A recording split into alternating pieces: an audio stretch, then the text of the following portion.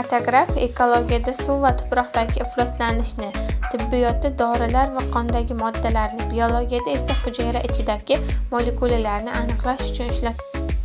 U aralashmadagi moddalarning ajralib chiqishiga asoslanib, ko'zga ko'rinmaydigan kimyoviy tarkibini ochib beradi.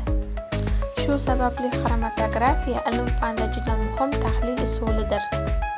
Xromatografiya gaz, suyuqlik yoki erigan moddalar aralashmasini tarkibiy qismlarga ajratish, tozalash va analiz qilish usulidir. Bu usul moddalarni harakatlanuvchi va qo'zg'almas fazalar orasida turlicha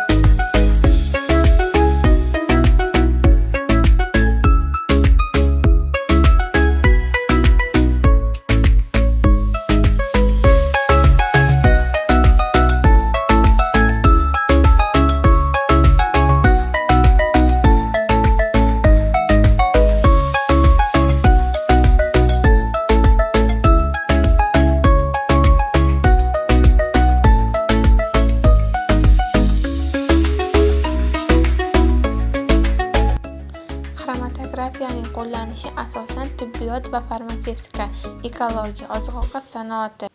E'tiboringiz uchun rahmat.